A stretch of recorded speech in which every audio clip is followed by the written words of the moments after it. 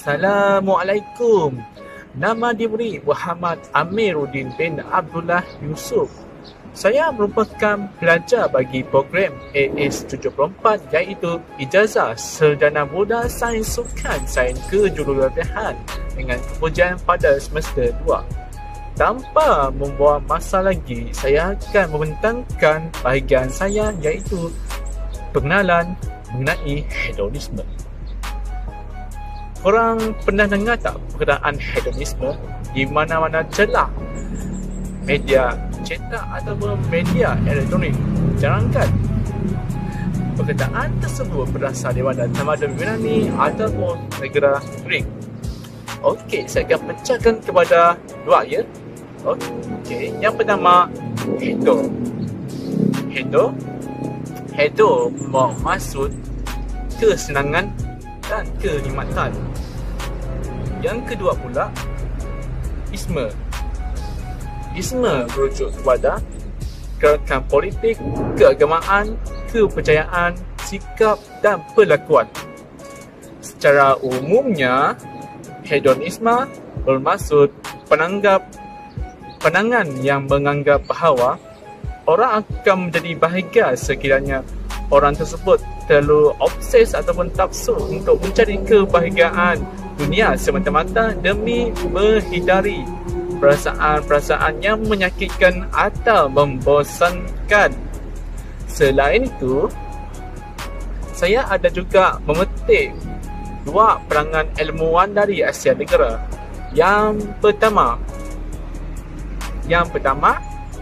Loren Bagus pada tahun 2000 dalam karyanya iaitu Kamus Filsafat. Beliau mengatakan bahawa hedonisme ialah konsep moral yang menyamakan kebaikan dan kesenangan. Okey, yang kedua pula, Mustafa Kamil Ayub pada tahun 1994, beliau mengatakan hedonisme ialah satu sistem nilai barat yang menilaikan kebaikan hanyalah semata-mata keseronokan yang sama nilai dengan konsep moral mereka iaitu kesenangan dan keberuntungan. Objektif utamanya ialah keseronokan.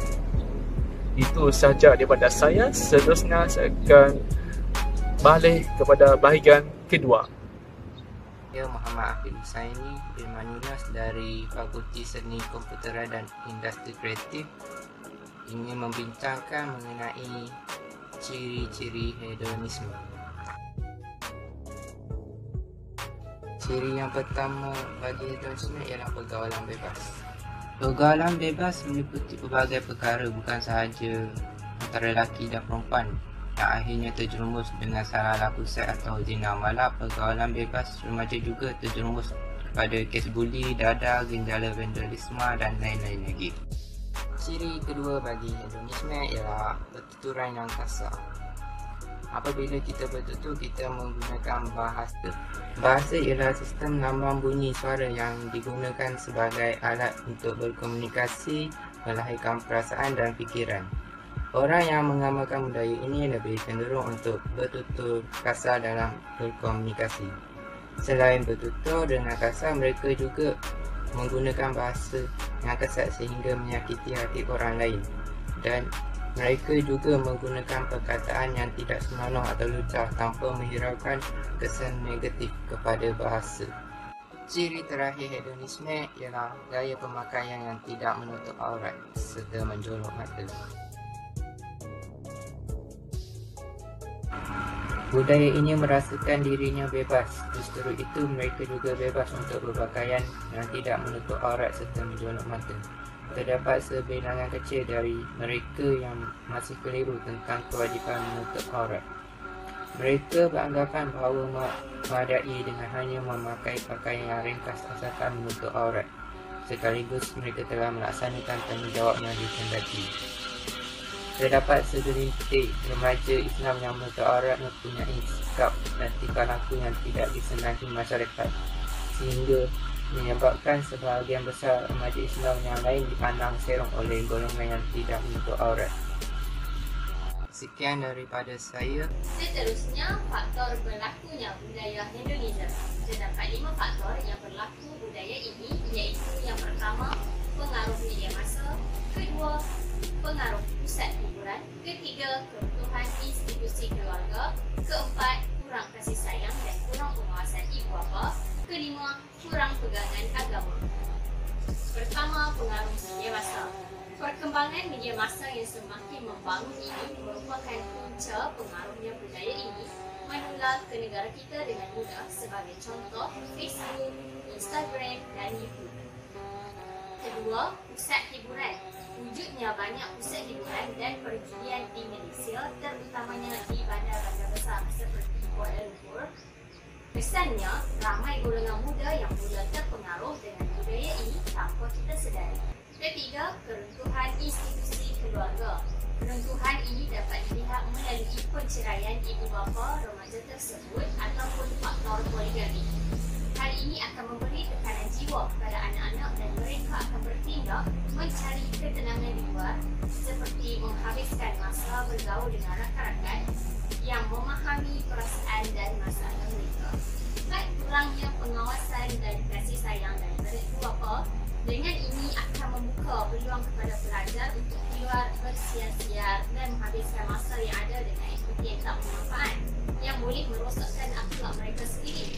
Hal ini juga akan menyebabkan anak-anak merasa diri mereka tidak disayangi dan tidak diberi perhatian dan penuh oleh ibu bapa mereka sendiri.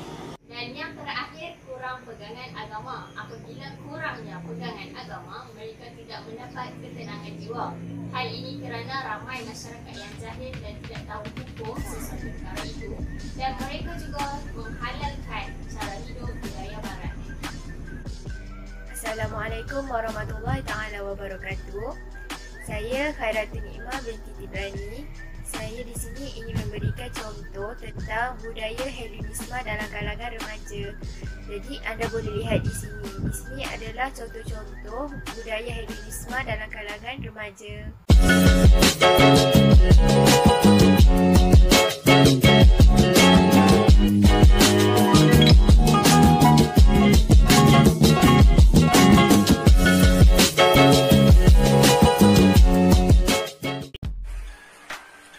Assalamualaikum warahmatullahi wabarakatuh. Nama saya Nur Fitri binti Roslain di 201101089210, pelajar semester kedua dari Fakulti Sains Kemanusiaan, kos SMP Pendidikan Islam. Seterusnya, saya akan menerangkan harapan dan cara-cara untuk menangani hedonisme daripada terus berleluasa. Semua pihak harus memainkan peranan untuk mengatasi isu hedonisme. Sebagai seorang individu, kita haruslah memupuk sifat-sifat yang positif dan nilai-nilai murni di dalam diri kita. Hal ini akan menjadikan kita seorang yang berakhlak dan tidak akan melakukan perkara-perkara yang tidak berfaedah dan mengundang kita untuk terjerumus ke dalam. Selain itu, masyarakat juga harus memainkan peranan dalam menangani masalah hedonisme. Masyarakat perlu menasihati golongan remaja yang sudah mahu belum terjerumus dalam hedonisme. Hal ini kerana masyarakat merupakan kelompok manusia yang sangat ramai berbanding individu dan ibu bapa. Selain itu, masyarakat juga harus menjadi mata-mata kepada pihak berkuasa. Sekiranya mereka melihat individu yang melakukan hedonisme, mereka perlulah mengambil tindakan dengan melaporkan kepada pihak yang berkuasa. Seterusnya, ibu bapa harus menjadi contoh yang baik kepada anak-anak. Hal ini kerana anak-anak akan mencontohi sifat ibu bapa dan mengikut sifat ibu mereka. Sebagai ibu bapa, kita haruslah mendidik anak-anak dari kecil dengan sifat-sifat yang baik dan nilai-nilai murni. Berkata pepatah, melentur buluh, biarlah dari rebuhnya. Yang terakhir sekali ialah gerakan dakwah. Gerakan dakwah adalah golongan yang berdakwah secara individu atau kumpulan. Gerakan dakwah perlulah meluaskan skop penyampaian mereka. Selain itu, gerakan dakwah juga perlu mengubah cara penyampaian mereka agar lebih ramai pihak mampu menerima dakwah mereka. Itu sahaja daripada kumpulan kami dan kami ingin mengakhiri dengan serangkap pantun. Dua pengantin tersipu malu, Berakhir pula, Sungguh berkasih. senyum selalu. Gembira selalu. Kami ucapkan Terima kasih. Check it out.